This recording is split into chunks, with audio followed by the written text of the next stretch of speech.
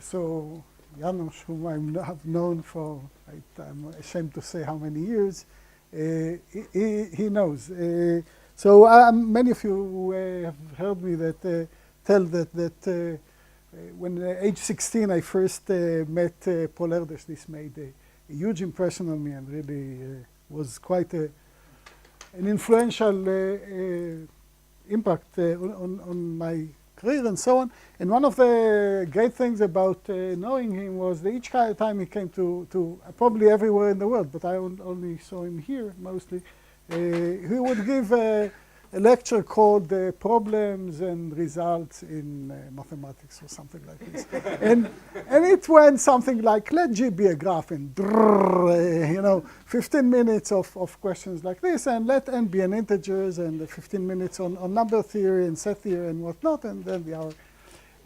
So I definitely don't want to follow his footsteps so closely. In particular, another person who influenced me very much, Ernst Strauss, he used to say that Paul Erdős knows one huge theorem, but he only keeps telling us corollaries from this theorem. In the sense that he was really very much focused on asking very concrete questions. And he never liked asking, very concrete. And in contrast, I actually like to ask big questions. So I think for me, the three big questions of this whole field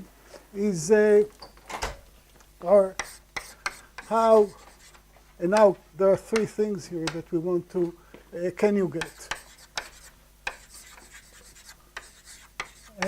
And they're all very fascinating, and they can be interpreted in many ways, and they open, okay, so how sparse can you get? How uniform can you get? And how regular can you get? And really, I think almost everything that we are doing here revolves around these concepts, and I'll try to explain. Now, first of all, when you're in Jerusalem, do as the Jerusalemites do. If you have a question, a bad joke, a comment, just go ahead. Don't wait. We don't wait here. We just. And secondly, I know where I start. I have no idea where I'll get, and you can influence it. So go ahead with that too. Now there is this principle that you must have a proof in every talk, and usually you come to minute 49 out of the 50 that you have, and you say, yeah, I don't really have time, I'll just wait. So I want to start with a small proof that for combinatorialists is really very, very simple and standard, so I apologize to those for whom this is really like babies stuff, but I think the rest are going to, it's very simple. So there is really no background necessary, and I hope you'll enjoy this. So I would say, I hope, again, Janos will not oppose to, but it seems to me that it's fair to say that modern combinatorics starts really with Turan's problem. There were older things, and there are interesting things, and we heard about Kirkman and Steiner and so on, but it seems, these are wonderful things. Really nothing bad to say. Euler had done, but really the more modern things where you are quantitative, you're probabilistic, you're asymptotic. To me, I think it starts with Turan. And Turan asked a very natural question. In fact, the first case of this had been done even that's in the 40s. So the question is, you want the best theorem of the form an n-vertex graph with at least, and now that's the thing that you should answer, so many edges must contain a KR. What should be written here? And without going into too much of the details, what you do is that, let's say R is 4, just to illustrate. So you partition the vertices into 3 equal parts, and you connect any 2 vertices that are in 2 different blocks. If you have 4 vertices, 2 of them must lie in the same block. They are not adjacent. So, and the theorem, which in today's standards I could prove to you the theorem in a few minutes. It's really easy. But this really became, the starting point of huge body of work in combinatorics, extreme and graph theory. And so if you want to go higher dimensionally, then you would perhaps want to ask something like this. In fact, Turan did ask this question. And this has become one of the most famous hard nuts in combinatorics. It has been open for close to 75 years or so. And really the first question, so a tetrahedron, let's say it's 3 uniform, and you want a tetrahedron. What is the number that you have to write here? And there is a very concrete and very appealing conjecture. So in the same way that I gave you a construction here and said, it's very plausible that this is the extremal example. Can you prove it? And there it's easy. Here there is also a construction.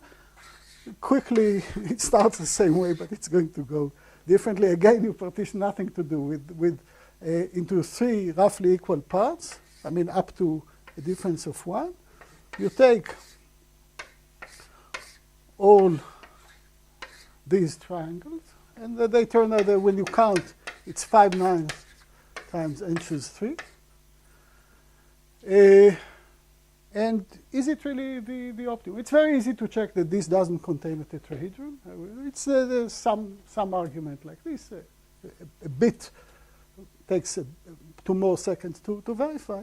And this has been open. So since then, and we know very nice results, very deep, the coefficient is somewhere between 5/9, which is 0.555, to, I forget, 0.56 or something. No, not much bigger. That's Razborov made a wonderful progress in this area. But you see, in general, the situation here,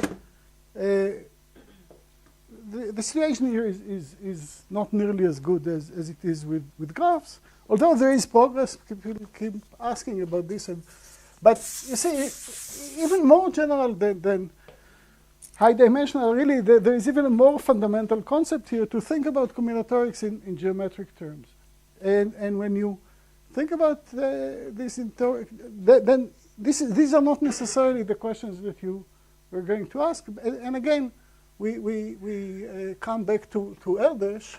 So in the 70s, Braun, Erdős, and Schorsch, there is something here too, right?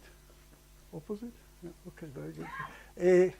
Prove the following beautiful theorem. And then I'm going to prove this theorem to you, okay? If a 3 uniform hypergraph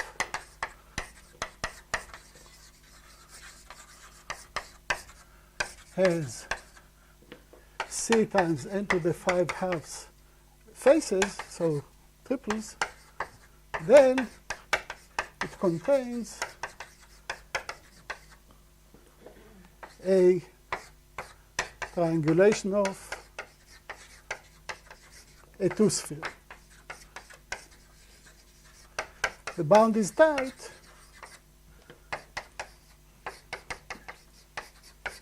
up to the value of C. Okay?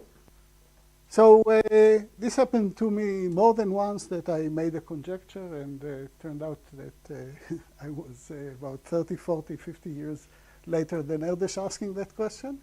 So, but you see, here it ended slightly, there was an advantage to my ignorance. So first of all, I want to prove this to you. Okay, let's prove it. So here is the proof. So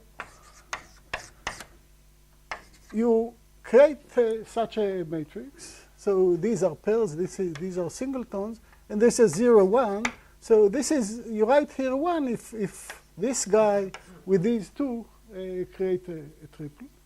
So how many 1s do you have here? So I'm going to ignore now the coefficients. So n to the 5 halves. Every triangular, every triple is going to appear 3 times. So never mind the constants. I'm not going to worry about that at all.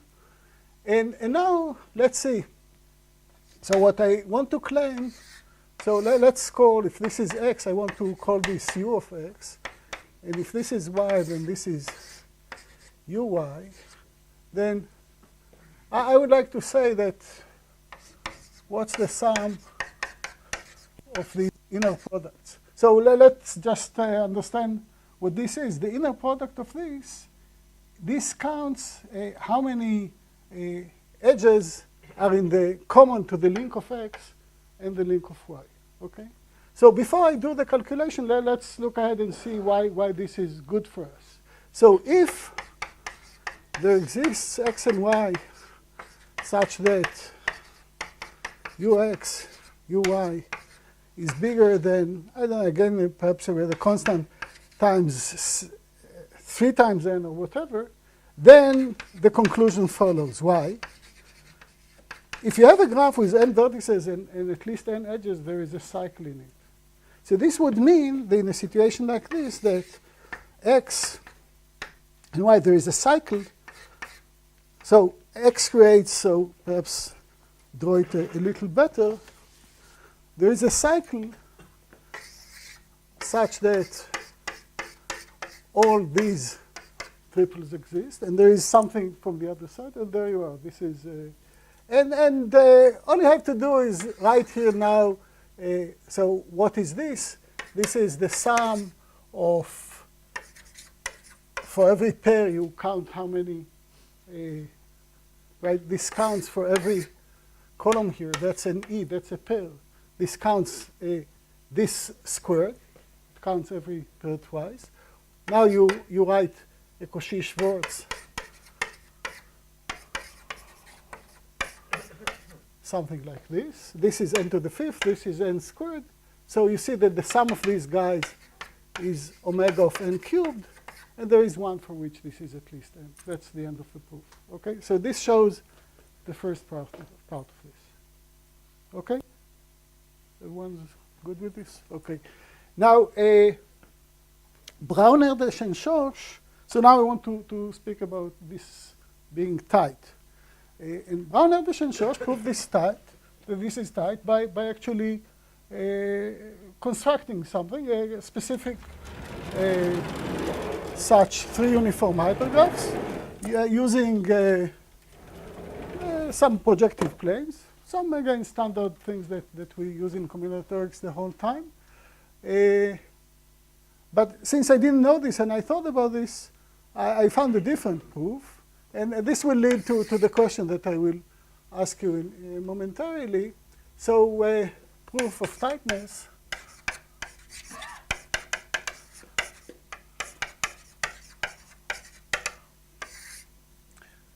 So random construction, randomly pick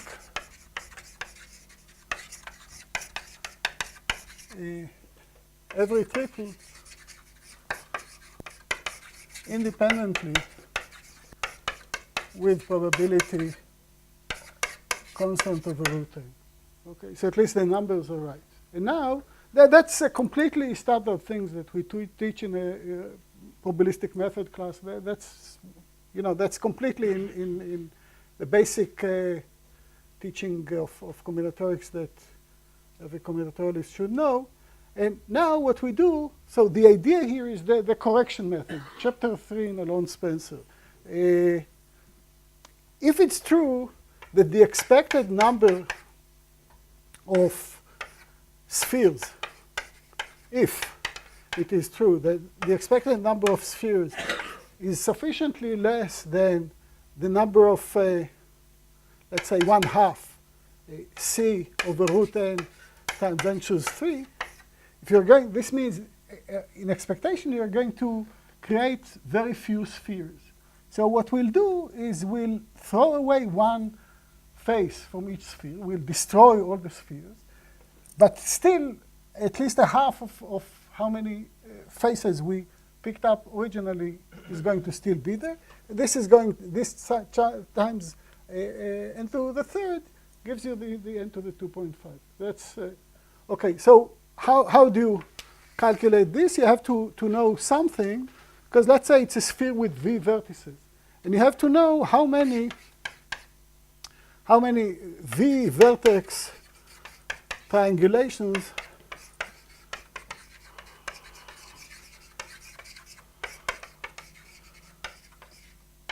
of the sphere of the plane are there. And this is known. This is v factorial times some lambda to the v. Doesn't matter. Okay? So now let's calculate this and see if we get this. And if so, then we're home safe.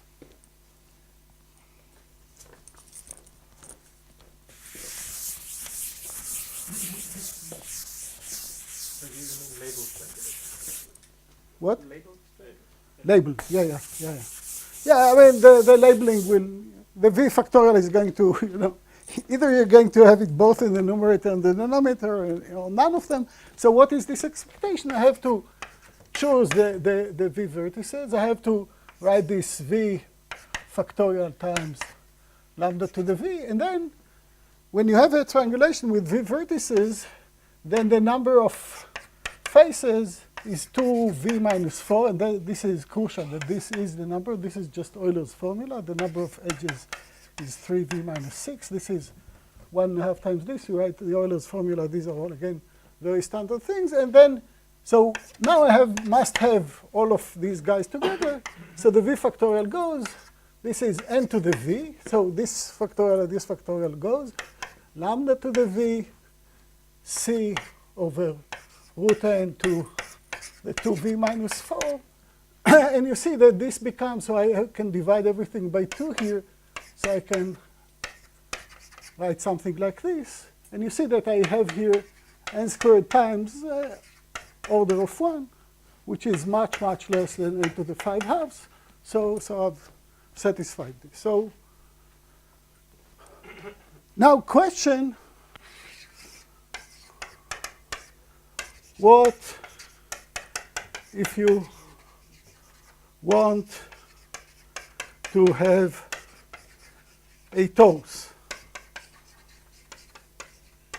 Conjecture. Just a second. Same theorem. Sorry, what was the comment or question? Who? Yeah. I knew some of Ravi's, but this is already decaying. So this is, you get a geometric series there, and the whole thing goes. No problem. If you look at the same generalization of Turan, like you look at subdivisions of KR, then I guess it is true that you have the same theorem in the sense that for every R, it's some linear number of edges, but the constant depends on R. Right. I don't know. So anyway, this is, so all I'm saying, I'm not claiming that this is the most important problem in the world, just that it seems that there is a whole area to develop here. I know that already a number of serious people have tried this. If I should count, but at some stage, Hood Friedgut and I tried this.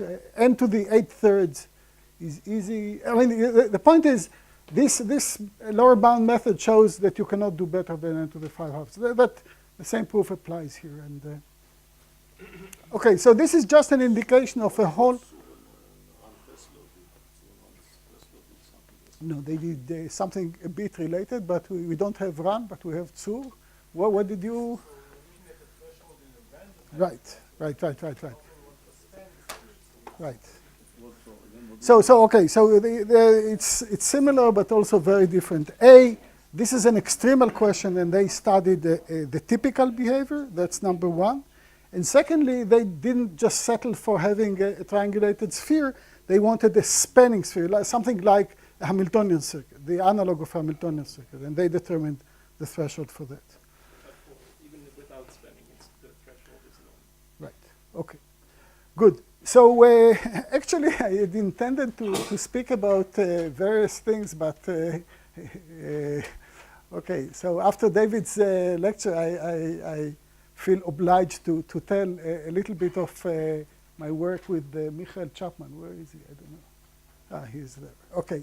So let me tell you. So that's one of the nice things of this program, that people challenge you with all sorts of interesting things that you haven't thought about yourself. So Irit, there is, for those who are not from here, there is a small friendly war going on here. You know, you can do it. You cannot do it with probabilistic methods. Of course we can, and this kind of things. So Irit gave me the following beautiful challenge, which I started working on with Michael. And here is the challenge. We have some results on this, still not completely satisfactory, but let me tell you. So the problem, okay, I'll tell it completely in language of graphs, and then I'll point out why it's a question about, I'll state it for the moment for two-dimensional simplicial complexes, and then you can ask about, of course, higher things. So my mega questions, this is, I'm asking now about actually sparsity and regularity at the same time. So Irit's question, which she asked, I think, in light of her work with Tali Kaufman. So given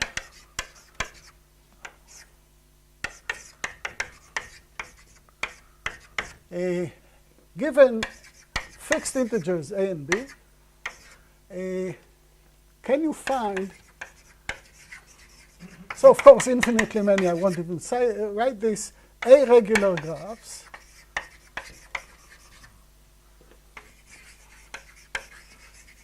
such that the neighborhood of every vertex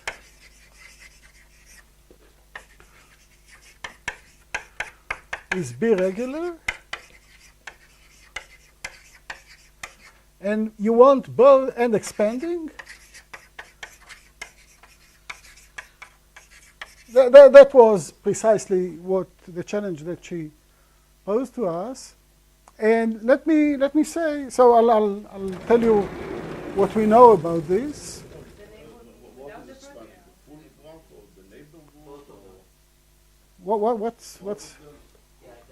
What is the question, Alex? Yeah. I'll tell you in a second. This is still not everything is written here yet.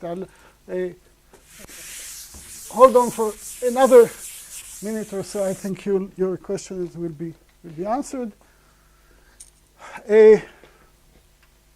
So first of all, why is this a question about two-dimensional simplicial complexes? Because really you want to ask, you want a two-dimensional simplicial complexes with the property that every edge, every one-dimensional face is contained in B two-dimensional faces, plus you want every vertex is in A two-dimensional faces, plus you want this regularity. And in full, the really full question on which we still know, so do such things exist?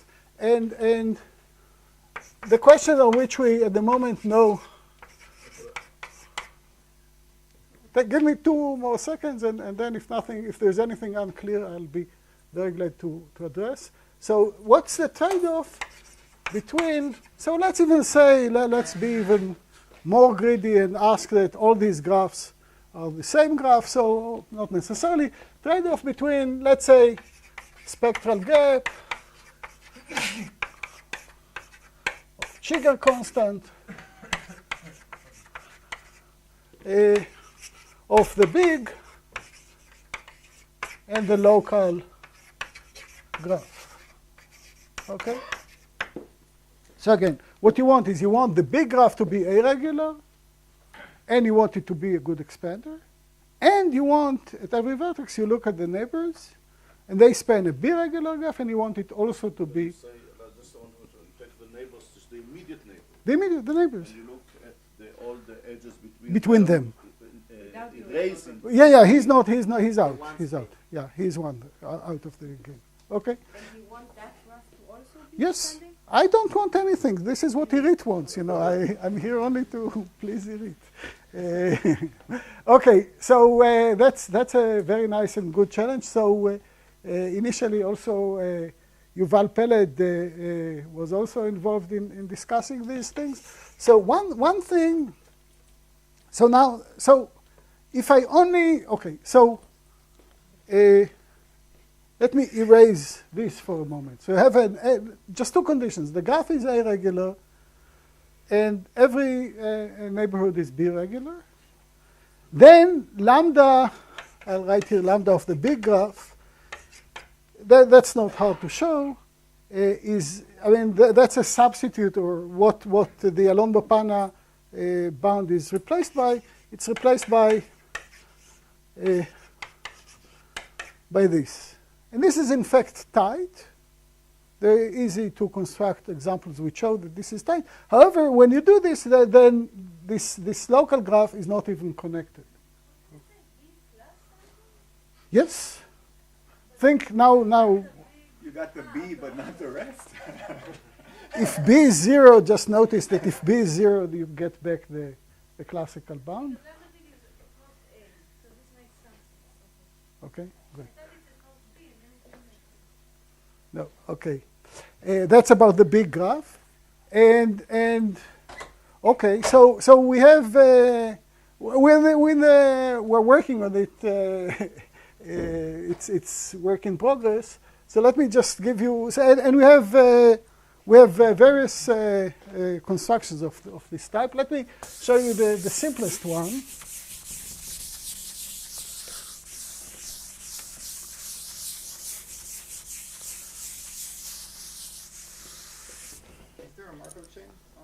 Ooh, good question. If you'll, I don't know how to do any. A Markov chains on what? I'm not even quite sure what you mean. What kind of?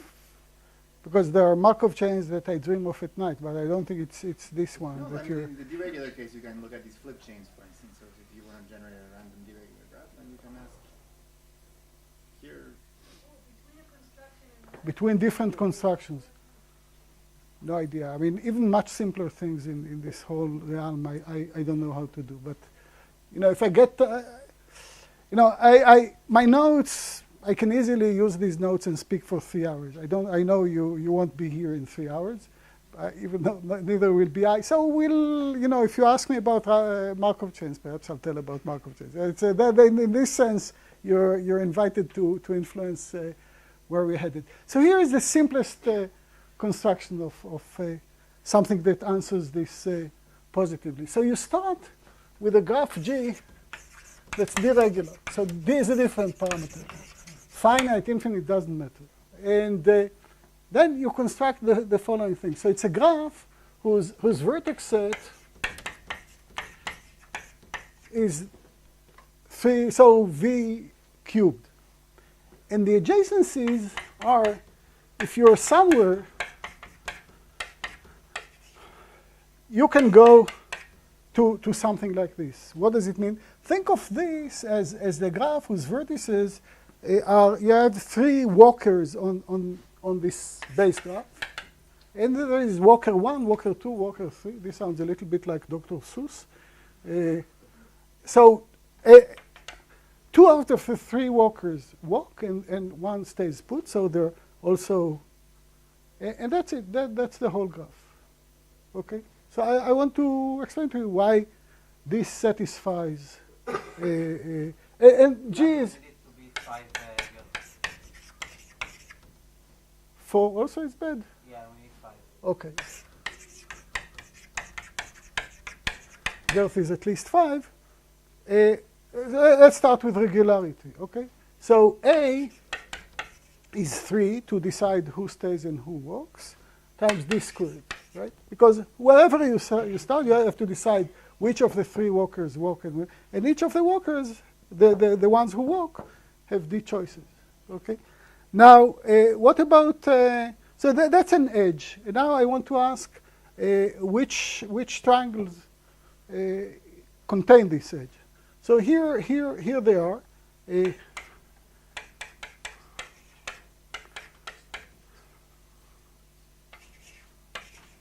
Okay, so given this, I have these two types of neighbors. Why?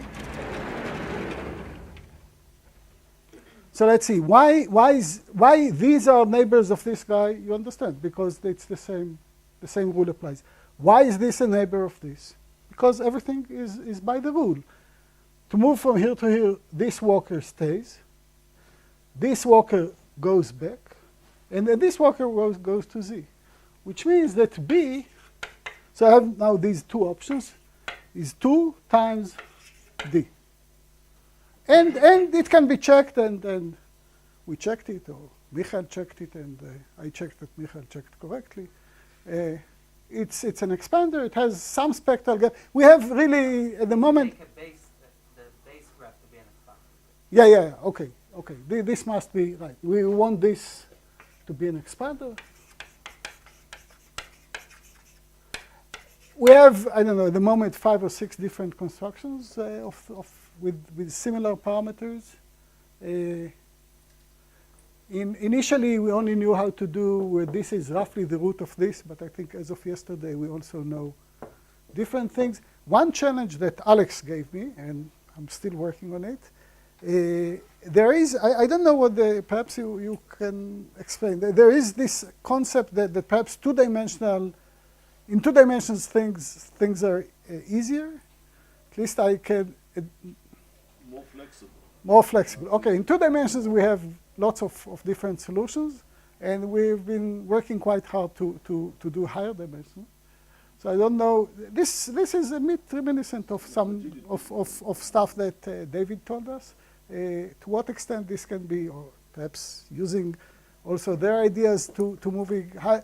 3 dimensions we've been working in for the past couple of weeks quite hard, and so far with no success. So okay, good. So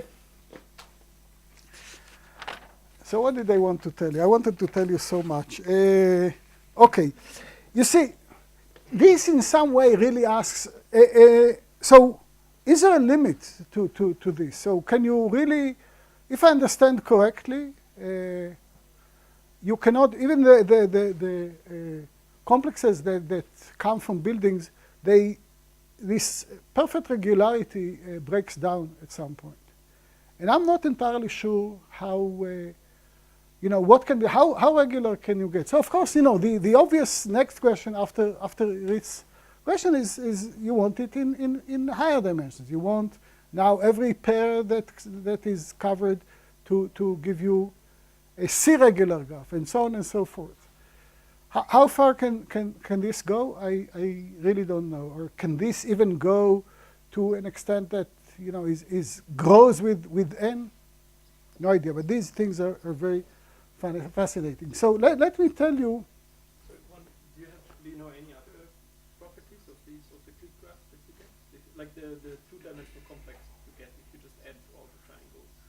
Is it so you construct your graph through That's it. you have a 2-comp, an obvious 2-comp. Right. What would you like to know? It has nice spectral properties. Right. But anything else, like coboundary expansion? No, we didn't check any of these. Okay, so let me tell you, perhaps I should be particularly embarrassed to tell this when Derek and Daniela are in the audience.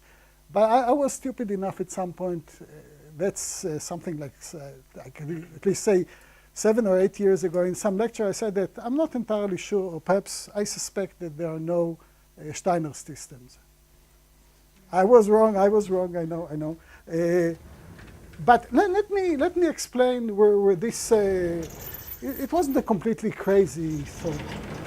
There is a limit to how regular you can get. And let me tell you a particularly pressing problem of this, about which I've been, but I was stupid to do this because I hadn't really seriously thought about designs.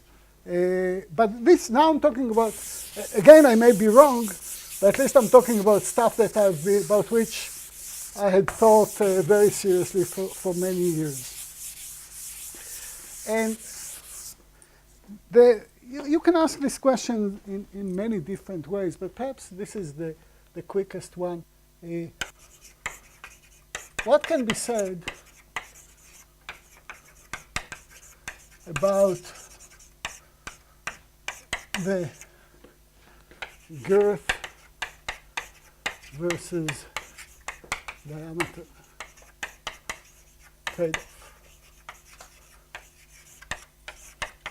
Okay, so what is obvious? So we may consider the regular case, regular graphs or not. Let's perhaps yes, perhaps no. Here is something completely easy and trivial. The diameter is always at least a half of the girth. Why? Because take a cycle of length the girth. The distance between these guys is really a half of the girth. Because if there were a shorter trade here, then that would close a shorter cycle. So this, on the other hand, it's very easy to show that there exist graphs. So if you don't care about regularity, what I'm saying now is really a triviality. I'll explain this in a second. There exist graphs where the girth is at least the diameter plus 1. How do you construct such things? Well, you start with no edges at all. You decide what number you want here. That's some number big D. You start with no edges at all. And you start connecting, you put in, when you see two vertices at a distance bigger than D, you connect them until none remains. So now the diameter is D. And never in the process have you created a cycle shorter than D plus 1, because you always connected just things that are far away. That's all. That's the whole proof. If you want this to be regular, then there is an ancient and very beautiful proof for this. But again, something which I could show you in 3 minutes, but I won't, of Erdős and Horst Sachs, also in regular. So this immediately suggests the following question, which I've been asking for many years. And if you have anything to say about this, I would really love to know. I don't give money prizes. Too stingy, perhaps. What is the limb soup of the girth over the diameter? Now, I'm restricting myself to graphs with mean degree at least 3. So, of course, long cycles will give you 2. But that's it. I forbid the vertices of degree 1 and 2. So from what I've told you, it's clear that this is anywhere between 1 and 2. And until a few years ago, where is Peter? Peter is gone. Until a few years ago, I thought that I knew that this is at least 4/3 because of the LPS graphs. The LPS graphs have girth, which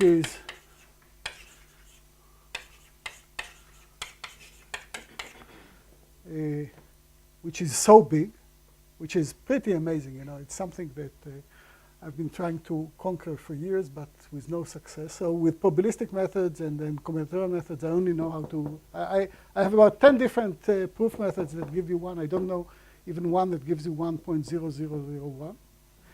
And somehow I was assuming that the diameter was optimal, was this without the. Until a couple of years ago, Peter was here, and over coffee, he told me that actually, no, they suspected, and I think by now they know that their diameter is also the same thing. In fact, you know, Michael Simkin is here or is already gone? They're taking it to Miluim. I'm not even sure what the limb sup of the girth minus the diameter is. Is this infinity? So this is, let's say, when the diameter goes to infinity, and again, no vertices of degree 2. I'm not even sure about this. So can you find graphs with large girth and diameter where this minus this is at least 17? I don't know. So graphs of projective planes, the girth is 6, the diameter is 3. So in small numbers, still the ideal. So the concept here, okay, this is why I said the stupid things about Steiner systems, that with small parameters, still various miraculous things happen. But somehow, the general view that I'm trying to describe is that when the parameters become large, you have to face the ugly reality, and these beautiful things evaporate, they're no longer there. I'm not even sure about this thing. Okay, how am I doing with time? 8 more minutes, okay. So many good stories to tell. Yeah, okay, so let me just remind one thing that, in fact, Derek spoke about this. This is, okay, I'll talk a little bit about sparsity for the last few minutes, and I think perhaps with that. So I said that also a key thing is sparsity. So let me talk about this a little bit.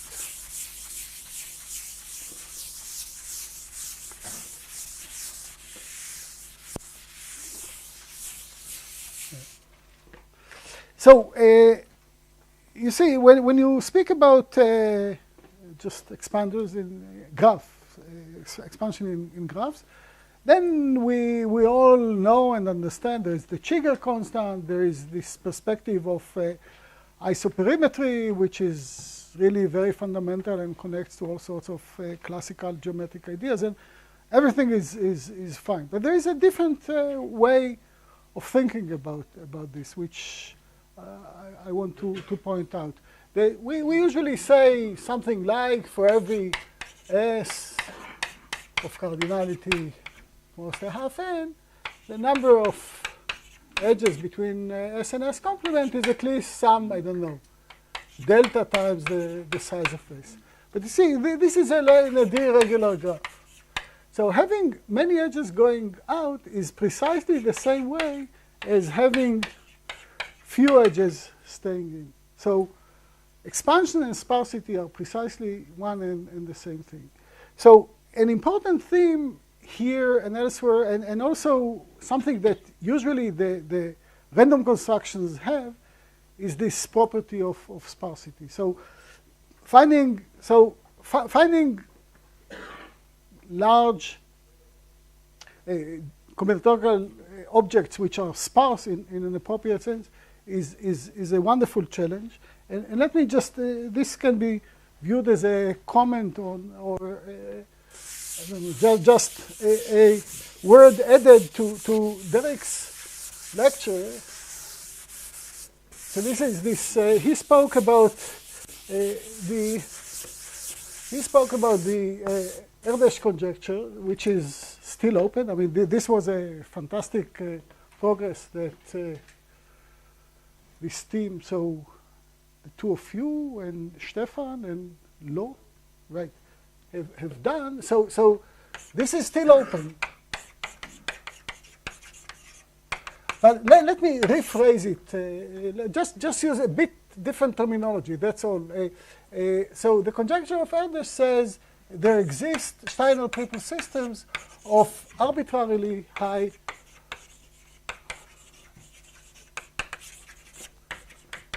girth. So let me concentrate on this word for and explain why this is precisely in the same spirit of sparsity and so forth. What is you know, let's think again about the notion of girth in a graph. If a graph is connected, and you start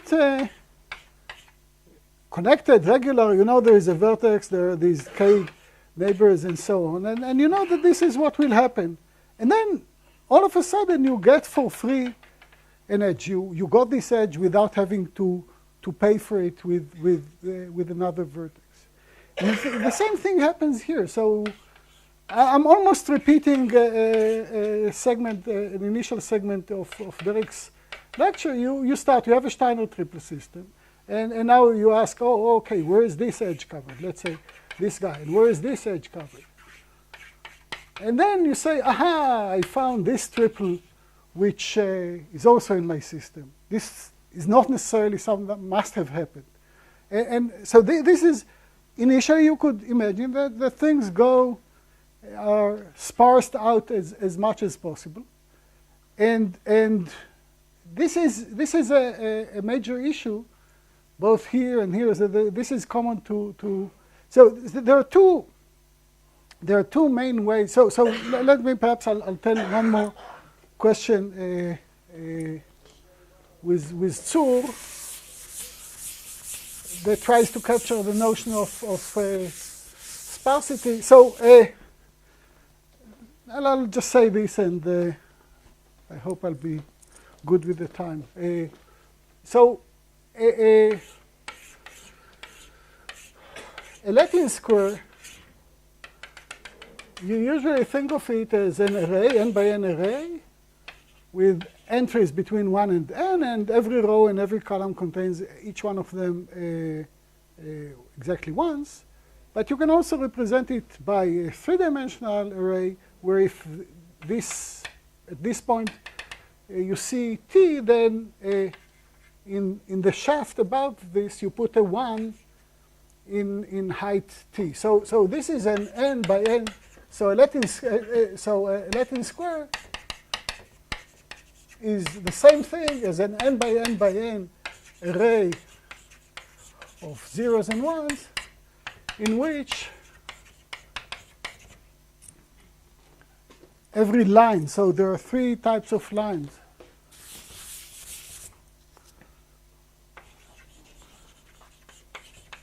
So line can be row, column, or shaft, has exactly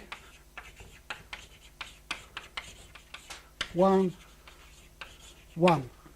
And the question that Zur and I asked, and we managed to make some progress on this. There is also beautiful, more recent progress by Kwan. So this is with Zur Luria. And there is more recent work by Kwan and Sudakov, which I will not even have time to explain to you, but if you're interested, you can look it up. We asked the question, and I'm telling just the two-dimensional case. Latin squares are for us just the two-dimensional permutation, but you can easily see how the same type of question carries over to any dimension at all. So how sparse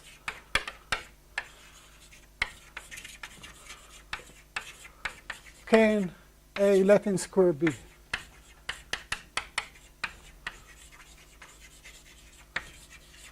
And the way to ask these questions is, if in here I take a subcube, the density of ones here is 1 in n. So if I take a random subcube or subarray of this, then I expect the number of ones that I expect to capture is the volume of this divided by n. So I cannot be sparser than that. Question is, can I be close to that sparse? And the answer is, again, no. Because even if you take a slice like this in this three-dimensional array, what you see there is a permutation matrix.